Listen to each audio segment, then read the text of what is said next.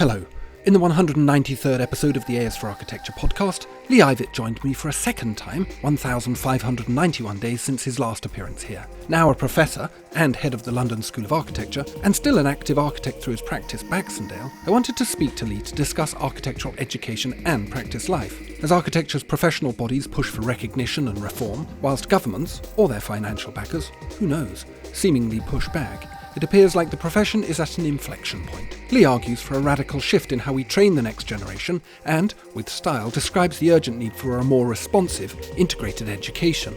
Stuck in a world of material flows, logistics, finance, risk and policy, architecture is a cumbersome beast. But, I think Lee would suggest, it's also too important to abandon in favour of neoliberal indifference and a trust-the-market fundamentalism if we are to retain or remake good urban space. Instead, in a world of rapid change and technological shocks, architecture has to move beyond both form-first or tech-fixed positions and towards critical inquiry and research-led architecture that tries, please, to make the world better. A is for Architecture, a podcast about architecture, buildings, urban culture and space.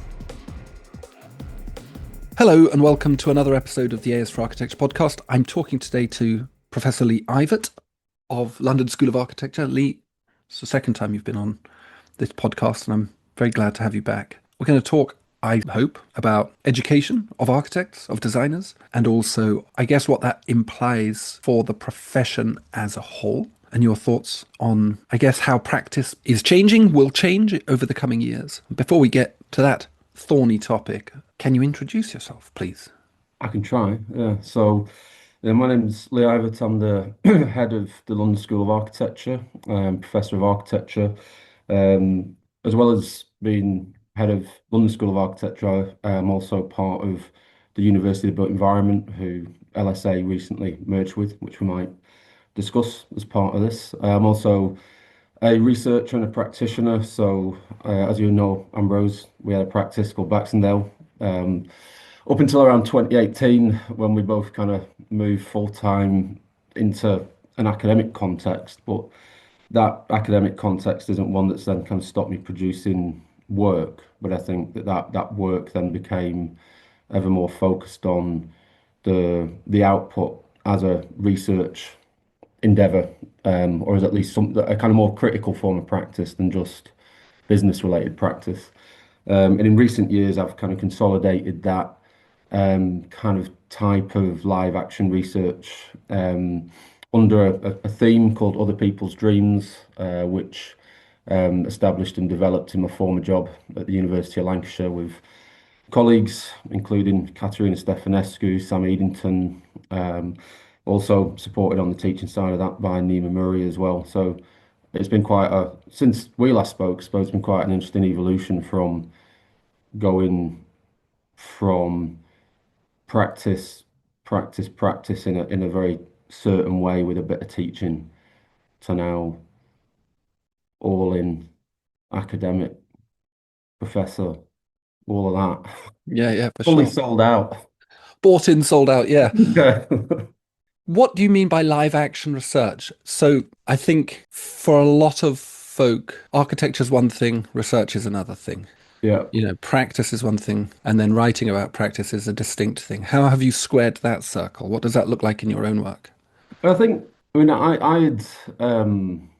suppose, well, at the point where we'd got to in 2018, when we'd kind of completed the piece at the Venice Biennale, and we were both kind of wondering, what is this and what do we do with this? Not just that project, but all of it. And then also that point in time, getting slammed in the Daily Record or something as being someone who made my money out of poverty.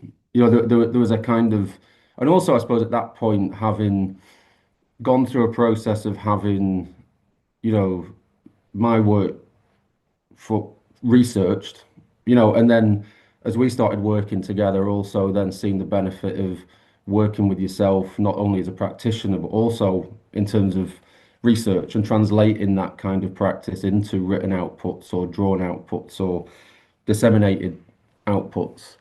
I started to definitely consider more and more and more that the type of work I was interested in, which was kind of very hyper local,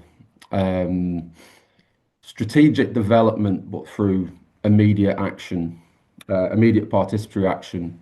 That really that work was something that was maybe asking more questions than the answers it provided, and maybe was better off situated within the field of research rather than being, rather than trying to perpetuate as a business model. So that kind of academic context provides an opportunity then to say, well, the job within academia provides a certain level of financial stability, but then that shouldn't stop doing stuff from being a mode of learning for myself and for others. So for me, the kind of live action research as an endeavor is really, the act of making and the act of production as a mode of critical inquiry, and also I suppose the acquisition of new knowledge and new ideas and the prototyping and testing of new ideas and new knowledge in real time, in real situations, but like I say, in a critical way. I mean, obviously there are others who have turned this kind of activity as things like situated practice. I definitely over the last 5 or 6 years became, more and more convinced that the value of a situated and durational form of practice. And you can kind of chuck participation in there as well. But for me, the participation element of that sits within the situated and the durational as myself and other actors within the situation participating in the life of that place rather than asking that place to participate in our research or participate in our project or whatever it is, and I think that kind of flipping of that dynamic or that understanding of what participation means is, exceptionally important to me, and even more important when actually you start to consider what you're doing as research, which actually can very often be very extractive when it involves communities or just involves any other people who are non-academics. This idea of new ideas, testing new ideas, both from the position of practitioner and also from the position of a researcher, what is it addressing? What's the problem that it addresses that is not being addressed by mainstream practice? In short, why do we need this kind of critical practice in your reading? Well, things clearly aren't very good for a lot of people.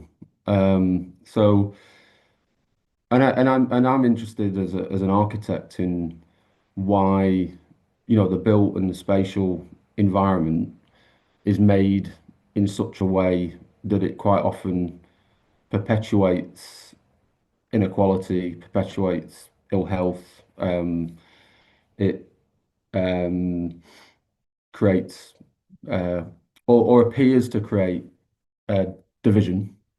And so, and yet at the same time, I don't necessarily believe that the buildings and the act of design in itself is to blame for those things that I just mentioned. I very much believe it is more complex than that. But as an architect and a designer, I think that it is. I don't know. I think there's a responsibility to try and consider what the utility and agency of architects and spatial designers and built environment professionals are on making life more equitable and more just. So, and it kind of appears to me, at least, that the profession of architecture in the last 40 years, in order to survive, has had to find its money from where that money is. Which again, it 10 years ago, I might have, you know, spit shade on those who like, Hmm. make certain decisions over other decisions. But I also appreciate now, the other thing that I'm interested in dealing with is, I suppose, the nature of a profession that actually, is working in a legislative, economic, cultural, and social context that doesn't actually want the thing that it wants to be good at. I mean, I suppose I recently discussed this by even just I suppose looking at like the classic first year architecture brief house for an art lover, you know. Now there's only so many art lovers need houses before there ain't enough to go around all the architects that we're producing. So, so even what we've been teaching in architecture schools and the way we've been teaching it for a very long time, you might well be producing exceptional designers year on year on year on year.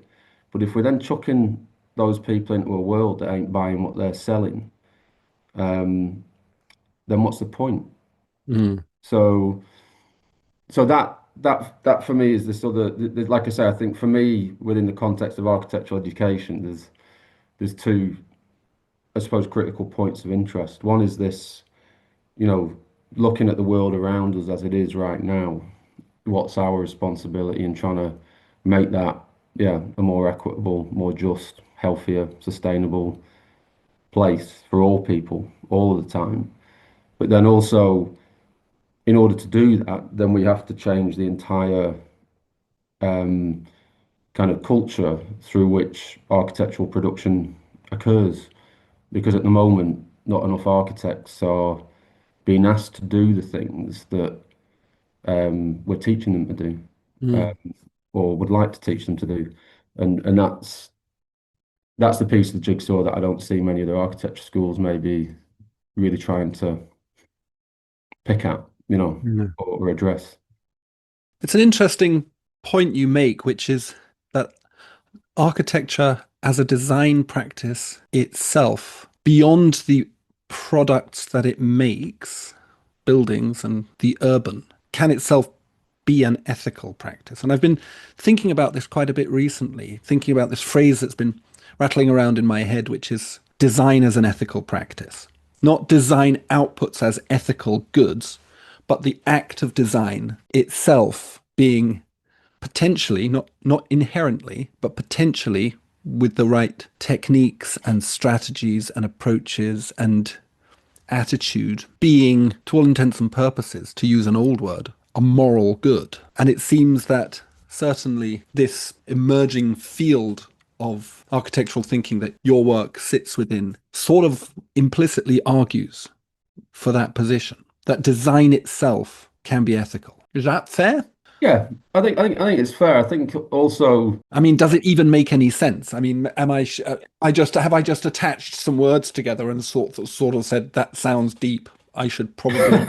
well, maybe, but I think, yeah, I think you're right to start, yeah, trying to make some of the distinction between, yeah, buildings that can be either seen to be or experienced as um, having an ethical um, approach or identity within themselves versus, the actual practice of Mm, architecture as an ethical concern. mm, I think that we, I suppose what I've come to try and empathize with somewhat when it comes to the question of ethical practice is the point of and this is why I suppose I just keep coming back to the culture and the environment within which architects are being asked to produce architecture, because one ethical decision for a practitioner will be, how many people am I going to have to lay off if I say no to this thing that I'm being asked to do, that I don't actually want to do it? So that person has got so that person's saying, well, on the one hand, I actually really, really don't want to work on the line in Saudi Arabia, but if I don't, 10 people lose their jobs here. And so that kind of bigger, wider context that that is determining um, what architecture is actually needed is where the root of the problem lies.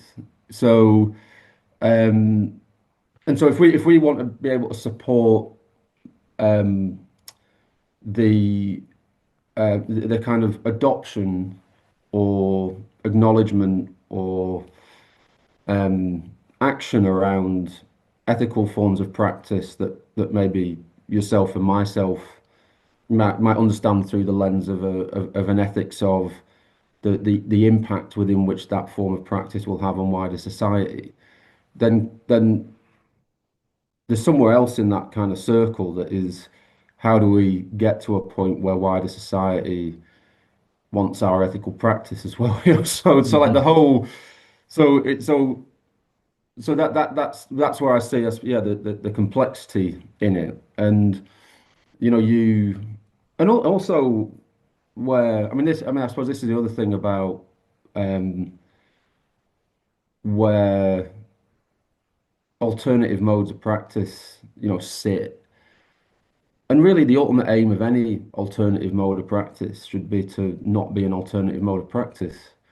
I mean, that should be the ultimate ambition of radical practice, should be Hmm. to be the least radical practice, and I think, over the, like last 10, 15 years, like you said before, there has been an emergence of thinking in this area.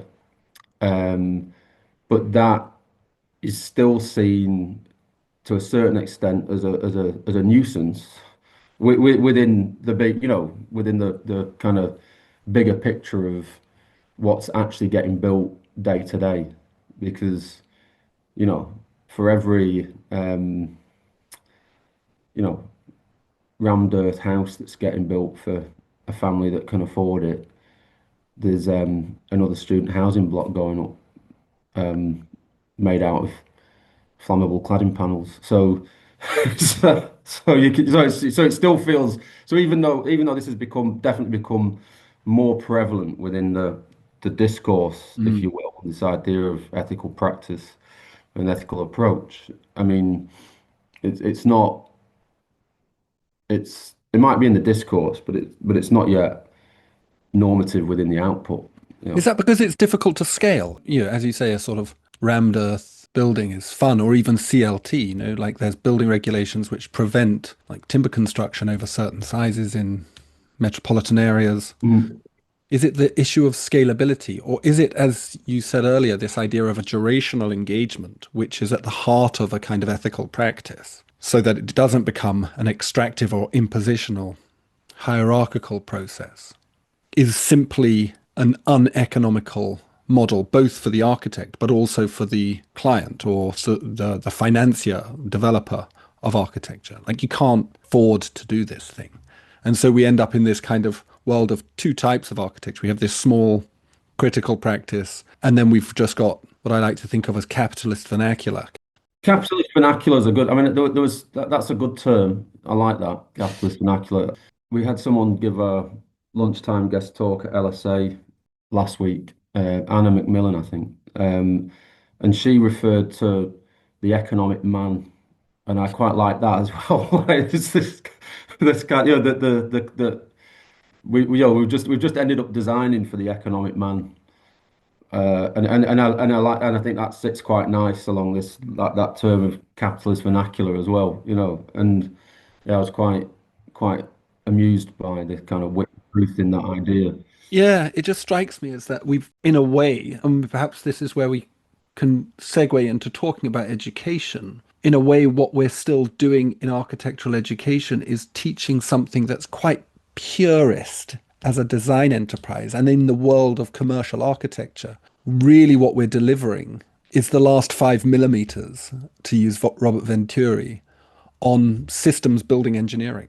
And actually, the role of architecture, sorry, the role of the architect is more and more minimized within that. And so we kind of training people for an ideal job that mostly doesn't even exist. Yeah, yeah, totally. And so then then architecture education's caught in this kind of interesting or horrible position where it either adopts the mentality of most university overlords who are overlording the architecture subject area, and their mentality is prepare your students for industry, and they don't ask the question about whether that industry is any good or not. They just say your aim is to produce graduates who will get a job in your industry. What does industry want? What does industry need? What does industry want? What does industry need? And what industry needs in the built environment context is currently um, not particularly appetizing. So you then as an architecture educator, you're then going, well, yeah, I want to teach our students to be incredible, excellent designers, um, but they're not going into an industry that seems to want that. And when I say incredible design, I don't just mean aesthetically, spatially, atmospherically. I mean all of it: well-being, sustainability, visual language, um, good urban thinking, um, wider context, a lot. Or you're trying then to be really critical of that. And and again, maybe over the last 10 or 15 years, what's happened is certain architecture schools or certain courses, certain whatever, have either gone, well, we are going to be really, really critical of that. But then the danger of that approach is they've not produced any students who can get a job.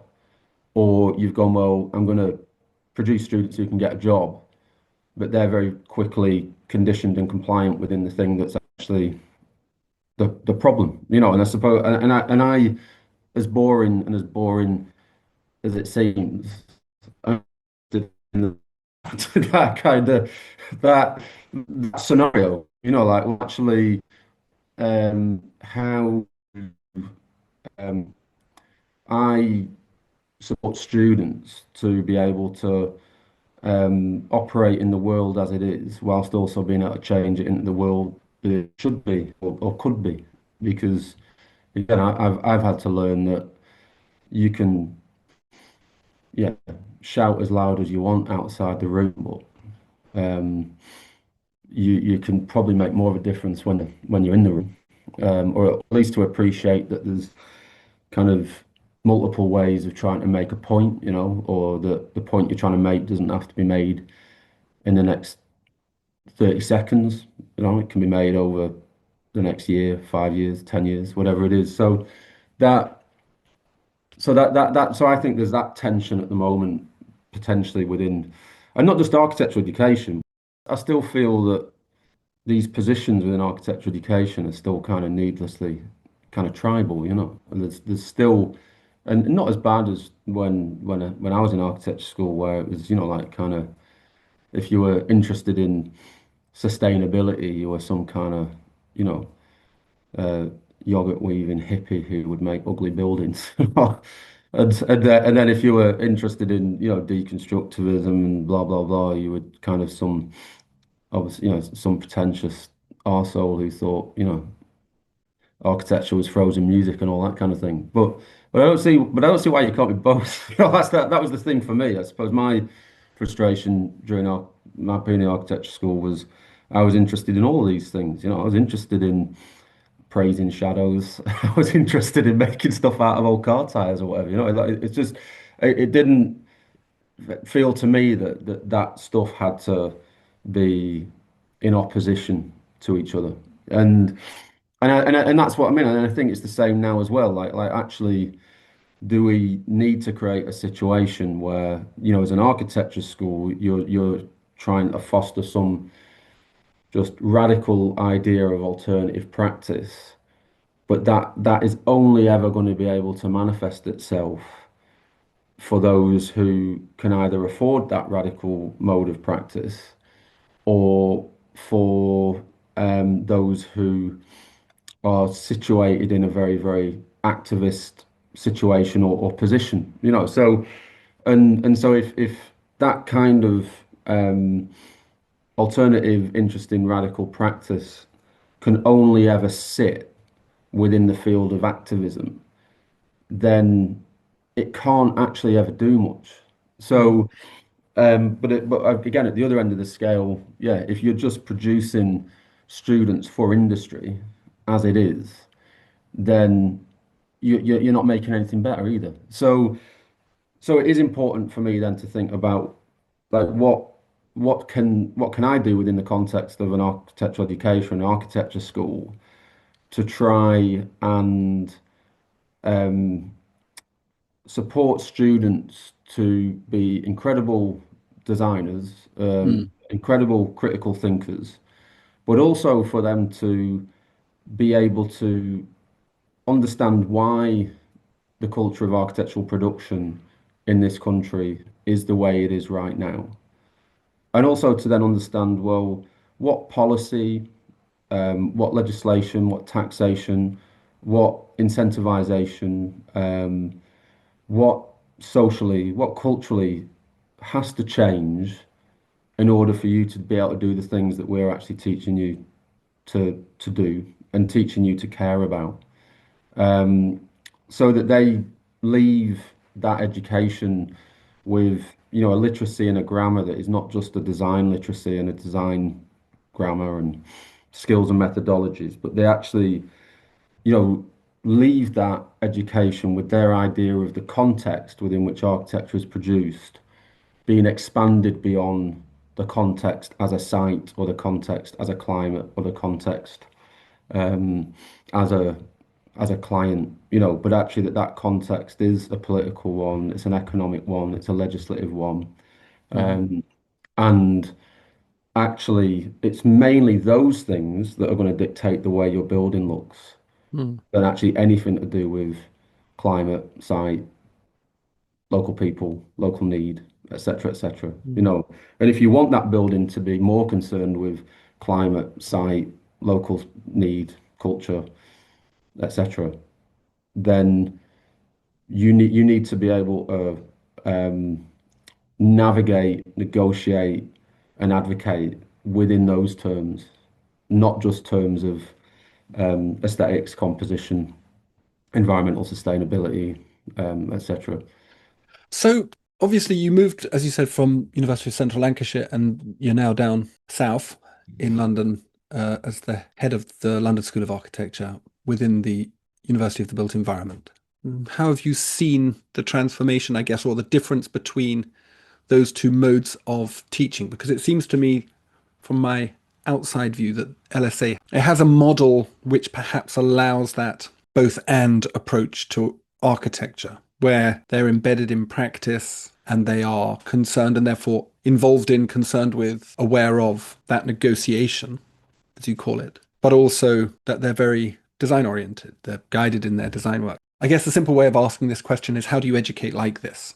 Yeah, well, I mean, one of the things, I mean, I was like exceptionally like passionate and invested in the idea of trying to like do all the things that I would like to do within the context of architecture education within my hometown, which was Preston. I think, but it was very, very, very, very, very difficult to, I suppose, even like genuinely win the argument in relation to the value of architecture and the built environment as subject areas of absolute importance um,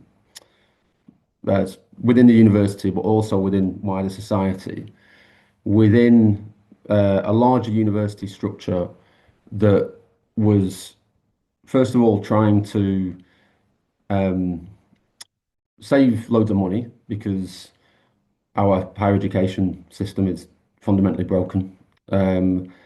And also then to compete then within that context with computing, with business, with medicine, with all those other subject areas. So like having the actual the time and the space and um, the agency to then dedicate yourself to uh, developing the the the the architecture education you really, really, really, really, really want to produce and deliver and create access to within that kind of context was exceptionally difficult. Now, when I was approached about the job at LSA, I was kind of like, well, what can I offer to that? Like, what can I offer to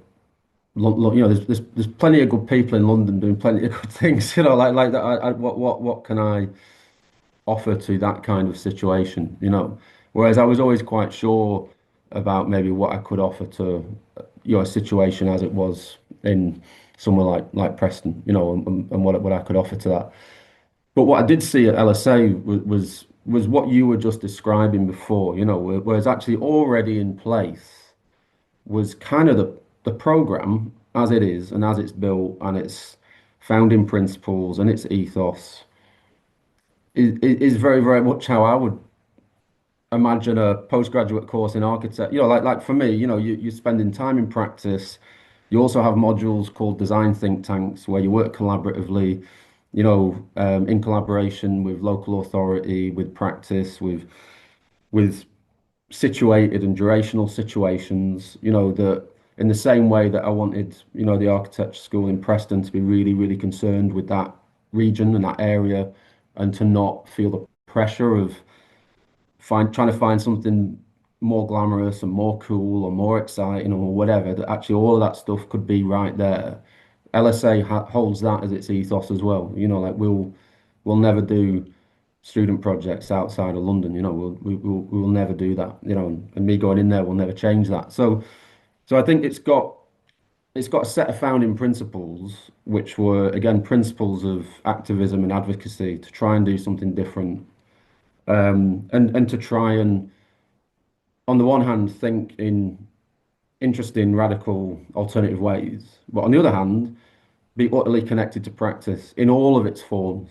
And I think that's something that again has been interesting for me in the brief time I've been there is again like trying to decide whether we need to draw that line between practices we'd rather work with or not work with, or what that line would be, etc. And actually just trying to accept that maybe as an architecture school, what we can do is hold a really interesting conversation about the nature of practice, and try and actually just try and invite everyone into that conversation rather than just have that conversation with a very narrow group of either academics, practitioners, situations, etc. So I think that's quite exciting, and useful as a base from which to then build and evolve.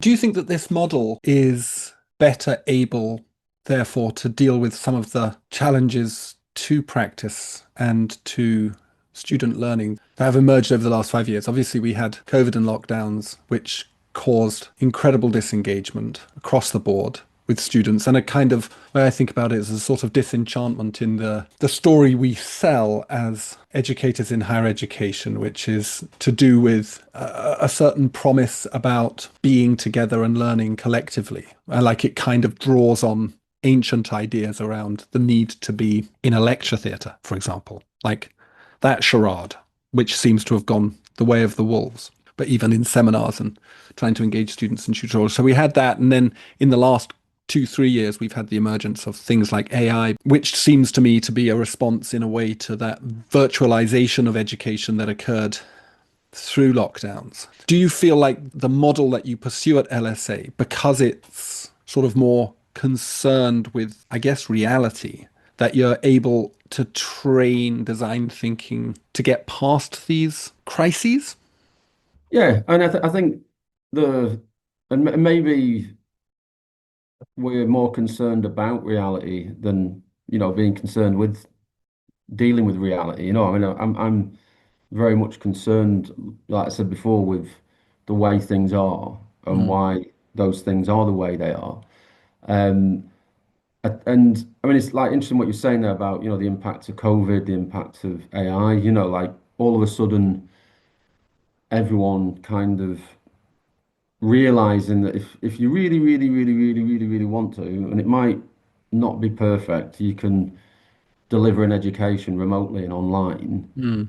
then obviously that's a certain kind of shock to the system. Now, what's especially interesting for myself and LSA now is we've joined a university built environment that currently only delivers its courses online and is a remote learning institution. It's an open university for the built environment, but it has a now over an over 100-year history actually, and was set up as a distance learning model for working class people post World War One to enter into estate management type, surveying and land management, estate management, the professional side of estates and construction. And so what's really fascinating is that the university we're a part of is not trying to move to online as some kind of cost-cutting reactionary thing, which is what maybe, a lot of other universities might have done, or have done, or maybe would like to have done post-COVID. Like distance learning has always been its game. It's not arrived at that by going, oh, actually, that was a cheaper way to do it.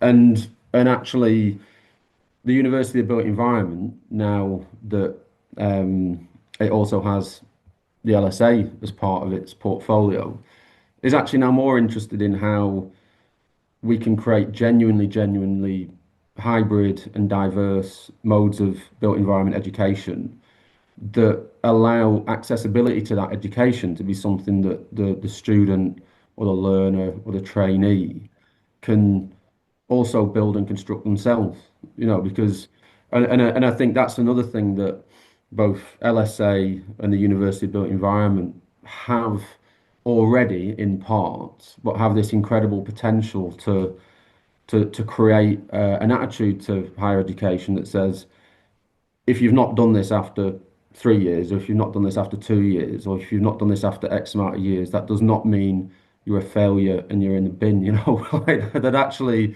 there's ways in which, and also how, I mean, I think the other question for me within this kind of piece of the conversation is like, how do you actually provide equitable access to excellence?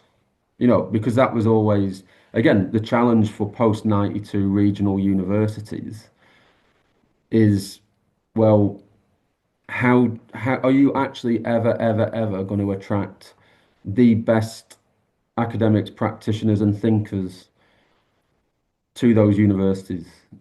You will have some of them at certain points, no shadow of a doubt, but how can you genuinely compete in terms of providing a genuine quality of access to the best knowledge, the best teaching, the best environment, and especially at a point in time when you're having a slash and burn because of factors that are way beyond the level of the vice chancellors, So that's where this kind of opportunity exists within like rethinking the nature of the environment within which we actually learn and deliver higher education. So, like you said, COVID questions the need for the lecture theatre, but at the same time, universities, students, and academics are maybe trying very hard to hold on to the lecture theatre. I'm not very precious about the lecture theatre, but I am very precious about the studio. I'm very precious about the workshop.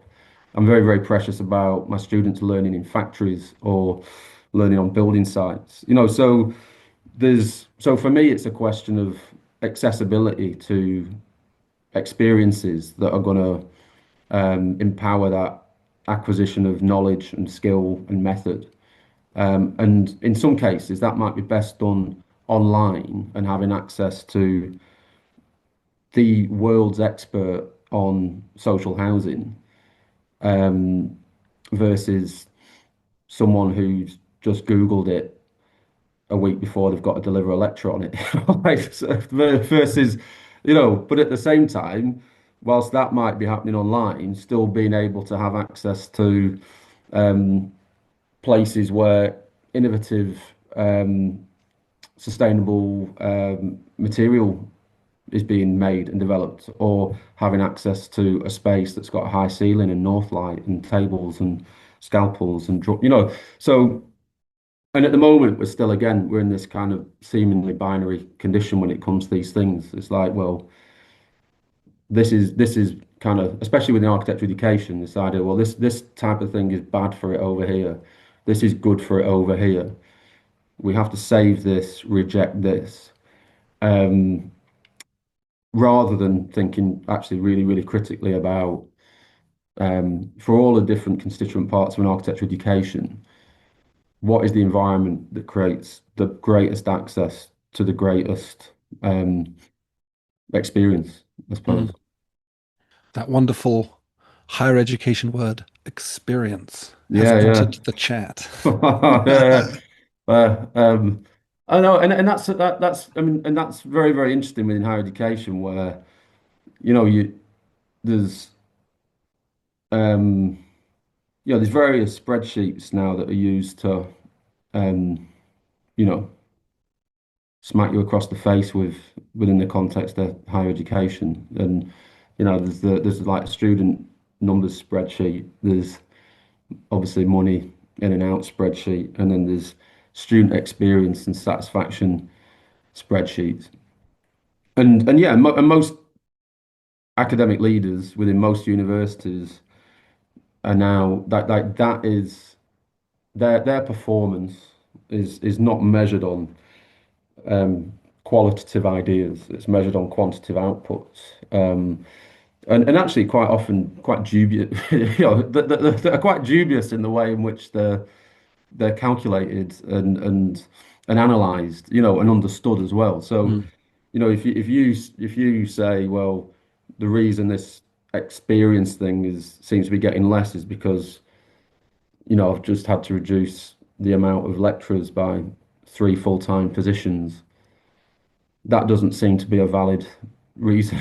Like that, so the kind of so you're operating in this context where you're held to account to the quantitative, but no one wants to necessarily listen to you when you're trying to connect the quantitative to the qualitative. yeah, Um, and that's something again I think that the kind of structure that the LSA has and its relationship with the University of Built Environment actually does, I think, provide a scale. Actually, it provides a scale of operation, but it also provides a singular subject focus that means that not just more, but almost everyone involved in that understands the nature of the game we're playing and what we want to achieve collectively. Because we've got an agility, we've got a good scale, we've got agility, we've got we don't have like extensive campus that needs to be paid for, maintained. Um, that that kind of scale, but also the fact that we can operate simultaneously in a hyperlocal way, but also in a very, very extensive way through these different models of learning yeah. is is is I think the only way in which we can move forward within um, higher education and particularly built environment education. Yeah, I think it's very exciting, actually. It felt and has felt for quite a long time, almost as if the thing is the kind of traditional architectural education is sort of grinding a little bit to a halt, and that a paradigm shift is inevitably going to occur. And we're provided with this opportunity in a way, lockdowns and COVID, they kind of provided the impetus to kind of reappraise all of that. How do you think that this kind of correlates with the changes that are being projected within the profession as a whole? There's challenges to the profession in terms of its professional nature at the moment. I mean, obviously in the UK, we have the head of RIBA calling for protection of function. We have in the States the current administration removing, as far as I understand it, the professional status of architectural degrees. I read 2 days ago that funding for the professional oversight body in one of the states, the United of Australia, being removed. So there's kind of like a lot of challenges to the profession. And I guess, how do you think our current education system is going to work in relation to that? Like, are we sort of preparing people for a thing that's dying? Or is the skill set that we are delivering sort of capable of taking that shock? I think, like in the UK context, I think we're currently sitting in the midst of a bit of a battle regarding who actually shapes the nature of architectural education. So, we've got the Architects Registration Board, we've got the Royal Institute of British Architects, and for many, many, many, many, many years now, or at least for the duration of time we've been educated as architects and gone through the system, the RIBA and the ARB shared a process through which you studied and then trained as an architect. It was shared in relation to the three-part system, and it was also shared in terms of, I mean, not everyone will be interested in this kind of thing, but general attributes, general criteria. So as an architecture school, you knew, you know, this is the way it happens, and you can change your course, you can have your own course identity, you can be about this, you can be about that, but everyone knew it's up an honours degree at undergraduate level, a postgraduate qualification, at least 2 years of practice, and you had to meet the same criteria for both of these professional bodies. And that is over. That is done as things currently stand. And that's obviously exceptionally destabilizing.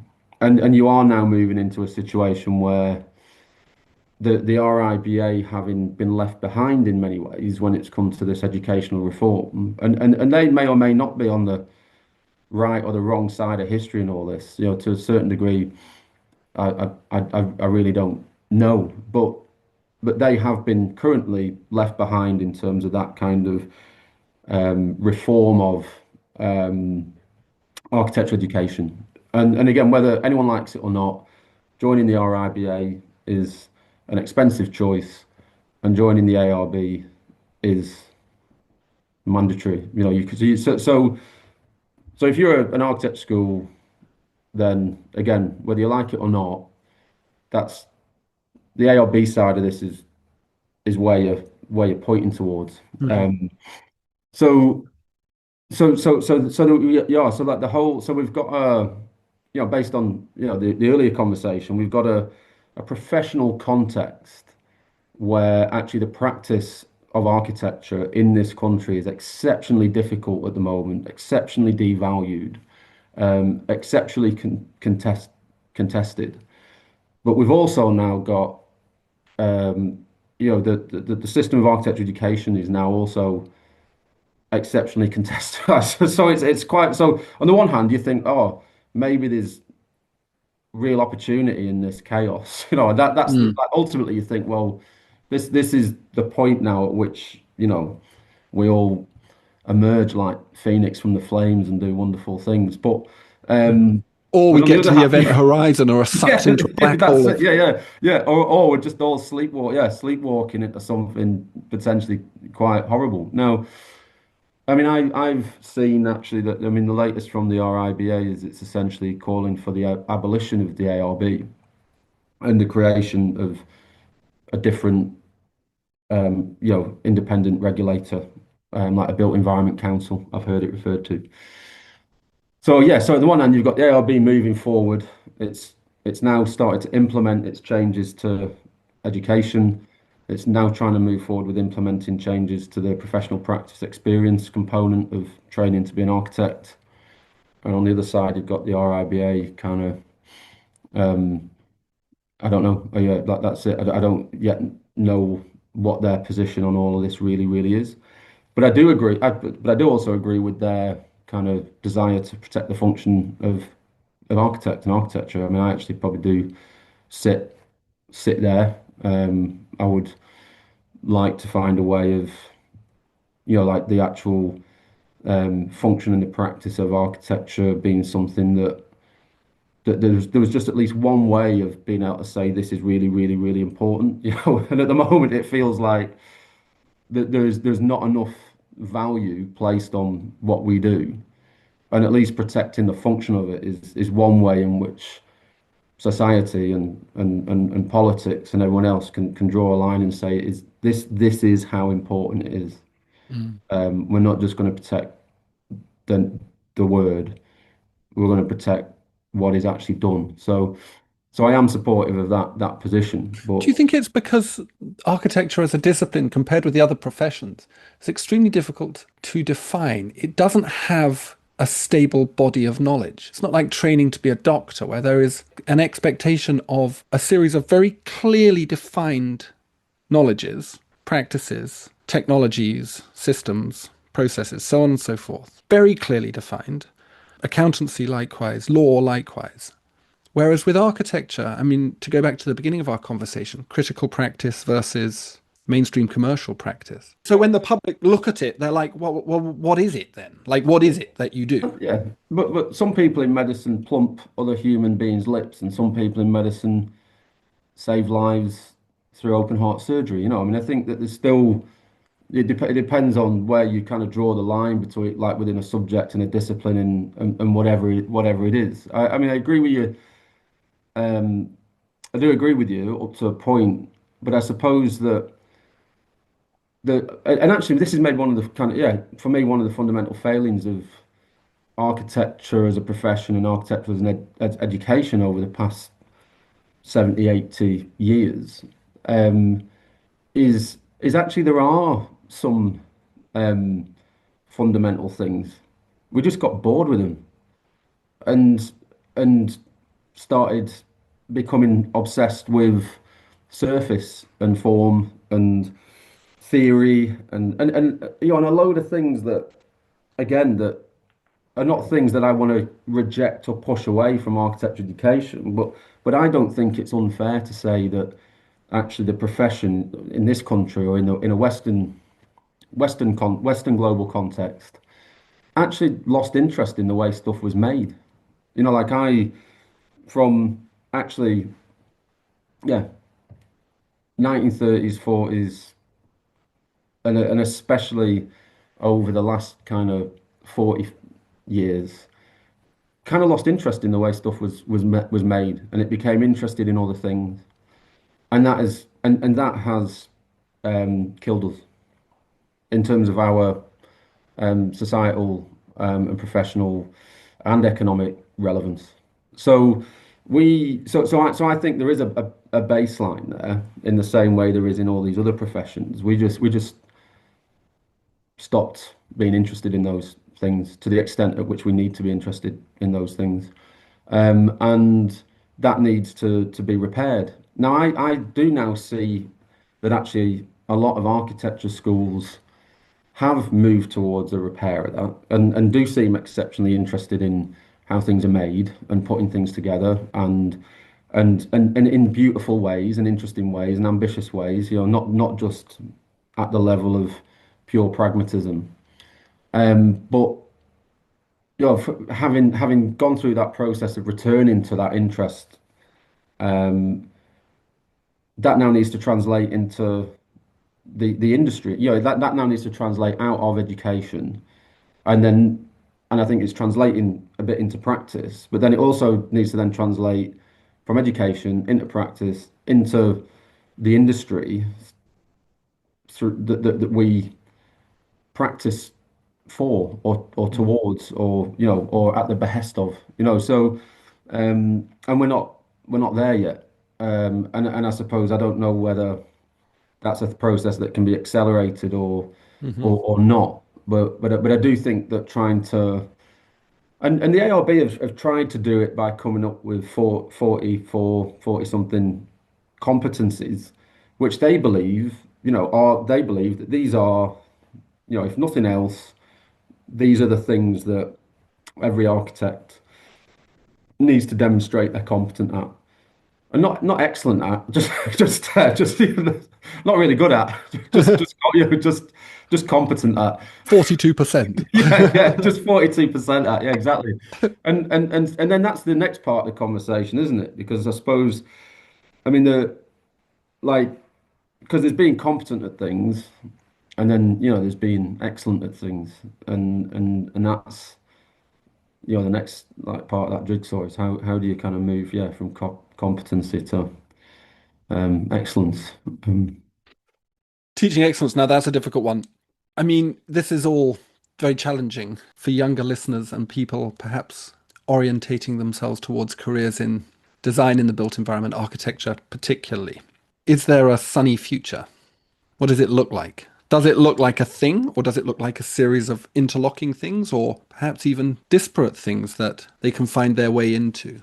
I mean, I think the exciting thing for me, if you're thinking about getting into architecture, or the built environment in any way at the moment, is it is still all for the taking, and that at least I think moving into a situation where this is now the discourse, like this is so, and like I said before, whether this is, you know, um, sitting too far away or not from actually what's happening, you are still, I think, coming into, especially within architecture education, in terms of, what a lot of architecture education is trying to do in terms of its curriculum and its the what it's trying to compel people to be interested in learn is moving very much in a direction that I'm very supportive of. Um, and but I think that the thing to be, I think, always aware of as a student, well, not just as a student, but a protection is like as a practitioner as well. Is like actually, what do you genuinely want to be intentional about? Like, and or what is it that you're genuinely curious about? And how do you want to turn that curiosity into an intention? And how does your learning and education within this subject area empower you to take that curiosity and translate it into an intention? And then ultimately, the dream is that that curiosity becomes intention and it becomes impact, and that's the and actually architecture affords you the opportunity to have an incredible and it affords you an incredible opportunity to take your curiosity and genuinely explore that and manifest it and implement it, in a way that lots of other subject areas never will. And I think for schools of architecture, like I say, it's then important to also, you know, appreciate that there's a responsibility to like hold the middle ground between the teaching of architecture as a subject and the teaching of architecture as a practice as well, and to be able to create an experience within architecture education that says, like if you don't become an architect, you have not failed at this. If you've entered this subject matter, but you can find a different way of being impactful or influential or just happy, like in yourself, that isn't becoming, that isn't, getting on the ARB's register of architects, then that is also great. And we're here to support that as an institution and try and help you find your route towards that. Because I think that's the danger, when we again go back to the beginning of the conversation about, preparing people for industry, blah, blah, blah. Well, yeah, architecture is still a subject. It's not, it's not just a profession. It's not just a practice. It's also a subject. And there's a huge amount that people can do, having learned the subject of architecture, that can influence the way we make things, the way we build things, the way we appreciate the built environment, that doesn't involve actually having to become an architect. And I'm quite interested in, again, as a school of architecture, and exploring how we can support those routes just as much as we support this route towards being a critical practitioner. Fantastic. Good point to finish on. Thanks, Lee. Thank you. Pleasure. Where on their separate hill the colleges, like manor houses of an older law, gaze down embankments on a land in fee, the deans, dry spinsters over family plate, ring out the English name like coin, humour the snob and lure the lout. Within the precincts of this world, poise is a club. That's a bit of Carl Shapiro's University. It's a neat poem about all the things. Thanks to Lee for coming on the podcast for the second time, and then for meeting up in London at the AA. I rarely meet the guests, so that was a charm. See the podcast description for links to Lee, to the London School of Architecture, and to other people's dreams. And thanks for listening.